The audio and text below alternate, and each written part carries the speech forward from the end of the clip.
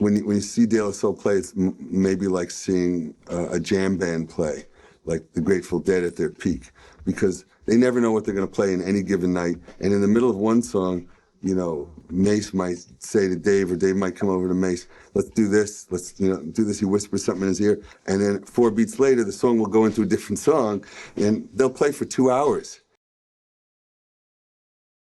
Somehow I'm in a moment with Paul, like, he just venting. And I'm like, yo, Paul, I want you to check out this stuff that I'm doing. Like, somehow I just got that real moment to be like, yo, I want you to check out this stuff that I'm doing. And he was like, yo, you keep saying that. Let's go to your house and get it now. So we go to the house and we get it. I played him plug tuning.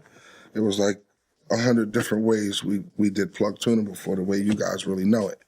I played him Potholes in My Lawn. I played him Three's a Magic Number before it even had a title. Daisy Age was also one of the tracks that we had. Like, we were 4-tracking and overdubbing cassettes. I had this little Dr. Rhythm drum machine. Pos had this SK1 Casio, you know, had 4 sample pads on it where you put it up to the speaker. That's how we were sampling early on before we actually went into the studio. Paul heard all this stuff, and honestly, I was compelled to really get Paul to hear this stuff this particular day. I don't quite know how I had his attention. Maybe it was a certain flair I had not being from there. But when I had his attention, man, especially that moment he was venting, I was like, I gotta seize this moment right now. And he played some stuff that was so in the lane of what we was working on. And Pos and Dave, nobody knew they rap. That was another thing. No one knew they rap. That was like the biggest secret I had for like maybe 2 years. Me and another dude that used to be a part of the group. Nobody knew they rap. It wasn't until people found out we was working with Paul that they found out they rap.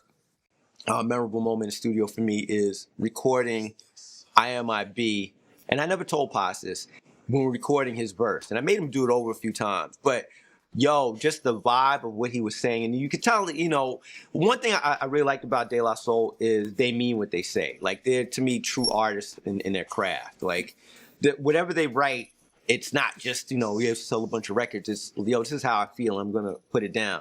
So his verse for I Am I Be was just like so touching. You know what I'm saying? Like, yo, if you get the right person at the right time, it was in the studio. If I was a B-boy, I would have shed a tear. You know what I'm saying? Because the music was right, and his reflections, the way he felt it was right. And I was like, yo, this is really deep. Like, this is really on his mind. So if you ever listen to that song, turn the light off. I'm on the road now with De La Soul. I watched them in high school. They were a huge part of the backdrop of my experience coming into my adulthood as well. So, like, getting a chance to be with these cats and to know that they're every bit as personable and intelligent as I thought they were from the records, that's a big deal.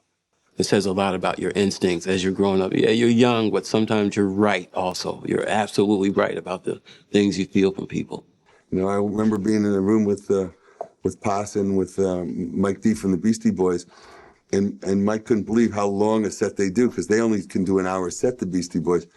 I don't know if it's because of union or because of that as a limitation that they put on it, but De La Soul will play for 3 hours and keep playing because they have such a great repertoire, and they know how to twist the songs and create live music, which, you know, most MCs have to play the song the way it is. And maybe they can do a different version, but then they'll do that on the whole tour. So if you go see them 3 nights in a row, it'll be exactly the same show.